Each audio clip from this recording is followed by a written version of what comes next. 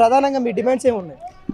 ఈరోజు దేశవ్యాప్తంగా కార్మిక సంఘాలు ఆందోళనలు చేస్తున్నాయి, బంద్ చేస్తున్నాయి. వివిధ ఆటో కార్మిక సంఘాలు, అసంఘటిత కార్మిక సంఘాలు, ఆటో మోటార్ రంగ కార్మికులు దేశవ్యాప్తంగా సమ్మె చేస్తున్నాయి. అందులో తెలంగాణ రాష్ట్రంలో మేము ఆటో కార్మికులుగా, ఏఐటీసీగా, ఆటో రంగ కార్మికులుగా ఈరోజు మాకు ఆటో ఛార్జీలను వెంటనే పెంచాలని, ఆటో ఛార్జీలు కనీసం 13 సంవత్సరాల నుండి ఆటో ఛార్జీలు పెంచుతలేరు. ఆటో ఛార్జీలు పెంచాలి. గత టీఆర్ఎస్ ప్రభుత్వం కూడా 10 ఏళ్లలో పెంచలేదు. ఈరోజు కాంగ్రెస్ ప్రభుత్వం కూడా 2.5 సంవత్సరాలు అయిపోయింది, ఆటోమీటర్ ఛార్జీలు పెంచలేదు. నిత్యావసర వస్తువుల ధరలు విపరీతంగా పెరిగిపోతున్నాయి. పెట్రోల్, డీజిల్, గ్యాస్ ధరలు పెరుగుతున్నాయి. మీటర్ ఛార్జీల రేటు మాత్రం పెంచుతలేరు. మీటర్ ఛార్జీలను వెంటనే పెంచాలని, అదేవిధంగా మహిళలకు ఉచిత బస్సు పెట్టినందుకు మేము ఏం బాధపడతలేము. మా మహిళలు, మా అక్క చెల్లెలే, వాళ్ళకు ఉచిత బస్సు పెట్టినందుకు మేము స్వాగతిస్తున్నాము. ఉచిత బస్సు పెట్టినందుకు రేవంత్ సర్కారు సంవత్సరానికి 12,000 రూపాయలు ఇస్తామన్నారు. వెంటనే ఆ ఉచిత బస్సు పెట్టినందుకు సంవత్సరానికి 12,000 రూపాయలు ఇవ్వాలని మేము అడుగుతున్నాము. అదేవిధంగా ఆటో కార్మికులకు సంక్షేమ బోర్డు వెంటనే పెట్టాలి. సంక్షేమ బోర్డు వల్ల ప్రభుత్వ ఖజానా ఏం పోదు.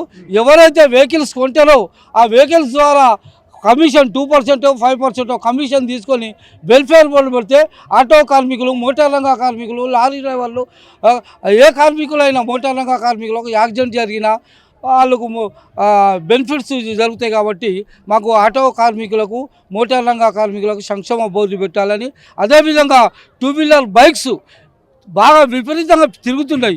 2 వీలర్ బైక్స్ ఏంటంటే అవి ఎల్లో ప్లేట్ కాదు, ఓన్ ప్లేట్ల మీద, చడ్డీల మీద వచ్చి అమ్మాయిలను, అబ్బాయిలను ఎక్కించుకోబోతున్నాం. అదేమి లెక్క? 2 వీలర్లు ఎక్కడ మీకు దమ్ముంటే ఎల్లో ప్లేట్ చేసుకొని కొట్టండి. పోలీస్ వాళ్ళు, ట్రాఫిక్ వాళ్ళు, లాండర్ వాళ్ళు, ట్రాఫిక్ వాళ్ళు ఎక్కడికక్కడ 2 వీలర్ని నిషేధించాలని మేము గట్టిగా డిమాండ్ చేస్తున్నాము. ఓలా ఉబేర్ని కూడా రద్దు చేయాలి. ఓలా ఉబేర్ని రద్దు చేసి ప్రభుత్వమే సొంతగా ఒక యాప్ పెట్టుకోవాలని. ఆటో డ్రైవర్ల కష్టాలు చాలా ఉన్నాయి, చాలా చెప్పుకుంటూ పోతే చాలా ఉన్నాయి. దయచేసి ప్రభుత్వం వెంటనే స్పందించి, కేంద్ర రాష్ట్ర ప్రభుత్వాలు స్పందించి ఆటో కార్మికులకు న్యాయమైన సమస్యలు పరిష్కరించాలని డిమాండ్ చేస్తున్నాం. ఎట్లా ఉంది జీవనోపాధి? ఎట్లా ఉంది జీవనోపాధి? ఏముంది సార్, గతంలో మేము ఫ్రీ బస్సు లేనప్పుడు గతంలో మేము 1000 రూపాయలు చేసుకునే వాళ్ళం. పొద్దున 6 గంటలకు 7 గంటలకు వెళ్ళి రాత్రి 7, 8 గంటల వరకు 1000 రూపాయలు చేసుకునే వాళ్ళం. ఇవాళ ఫ్రీ బస్సు పెట్టడం వల్ల మా కనీసం 200 నుండి 300 రూపాయలు వస్తున్నాయి. పెట్రోల్, డీజిల్ ఖర్చులు అన్ని పోగా 200, 300 మా భార్య పిల్లలు ఏం బతుకుతారు? ఇంటికి ఏం పెడతాం? పిల్లల చదువులు ఏముంటాయి చెప్పండి? అందుకే ఫ్రీ బస్సు పెట్టినా సరే మాకు సంవత్సరానికి 12,000 రూపాయలు ఇవ్వాలని డిమాండ్ చేస్తున్నాం. అన్న ఏం చెప్తారు? కేంద్ర ప్రభుత్వానికి ఏం చెప్తారు? రాష్ట్ర ప్రభుత్వానికి ఏం చెప్తారు? కేంద్ర ప్రభుత్వం 44 చట్టాలను రద్దు చేసి 7 మంది కార్మికులు ఉంటే గతంలో 1923, 1926లో వచ్చిన జీవో ప్రకారంగా 7 మంది కార్మికులు ఉంటే ఒక యూనియన్ పెట్టుకొని గుర్తింపు సంఘంగా వాళ్ళు కంపెనీలలో పనిచేసేవాళ్ళు. ఇప్పుడు ఏమంటుందంటే కేంద్ర గవర్నమెంటు 44 చట్టాలను రద్దు చేసి 51% మీకు మెజార్టీ ఉంటేనే కార్మికులకు గుర్తింపు సంఘంగా మేము గుర్తిస్తున్నాము అని చెప్పి ఆ చట్టాలను తీసుకురావడం జరిగింది. అది ఆదాని, మోదీ వాళ్ళకే అది ఉపయోగపడుతుంది. భూస్వాములకు ఉపయోగపడేదే తప్ప మధ్యతరగతి కార్మికులకు కానీ ఎటువంటి వాళ్ళకు కూడా ఉపయోగం లేదు. దాన్ని వెంటనే రద్దు చేయాలని భారతదేశం మొత్తం ఈరోజు బంద్ పిలిపించి నిరసన కార్యక్రమం చేపట్టి ప్రభుత్వానికి ఒక మెసేజ్ ఇవ్వడం జరుగుతుంది.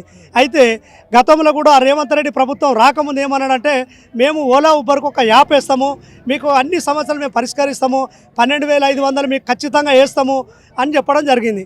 ఇప్పటికీ 200 మందికి పైన ఆత్మహత్య చేసుకున్న ఆటో కార్మికులు ఉన్నారు. ఒక 4 లక్షల మంది ఆటో డ్రైవర్లు తిరుగుతారు హైదరాబాద్లో. ఎవరికి ఎలాంటిది లేదు. అక్కడ మనకు చూసుకుంటే ఏడ చూసినా పోలీసు వాళ్ళు చాలను కొట్టుడు తప్ప ఆటో డ్రైవర్లకు ఉపయోగపడేది కాంగ్రెస్ ప్రభుత్వం లేదు. ఆడ ఇప్పుడు 1,250 రూపాయలు చాలని వేస్తున్నారు నో ఎంట్రీలు వస్తే. దాన్ని మేము రద్దు చేయాలని ఒక డిమాండ్ చేస్తున్నాము. మాకు మీటర్ ఛార్జీలు పెంచలేదు ఇప్పటి వరకు. ఏ గవర్నమెంట్ వచ్చినా కూడా ఆటో కార్మికుల ఓట్లు వినియోగించుకుంటారు తప్ప ఆటో కార్మికులకు అనేది న్యాయమైన కోరికలు ఇప్పటి వరకు తీర్చడం లేదు. ఇది వెంటనే రేవంత్ రెడ్డి ప్రభుత్వం తీర్చాలని డిమాండ్ చేస్తున్నాం. ఒకవేళ తీర్చకపోతే రాబోయే రోజుల్లో ఈ 4 లక్షల ఆటో డ్రైవర్ల కుటుంబాలతోటి లెక్క చేసుకుంటే 8 లక్షల ఓట్లు ఉంటాయి. మేము ఖచ్చితంగా అపోజిషన్ వాళ్ళకి వేయడం జరుగుతుంది. ఈ గవర్నమెంట్ దించడానికి కూడా కార్మిక సంఘాలన్నీ ఐక్యమవుతున్నాయి. మేము దాని మీద ఖచ్చితంగా డిమాండ్ చేస్తున్నాం. మా సమస్యలు పరిష్కరించాలని తెలియజేస్తున్నాం.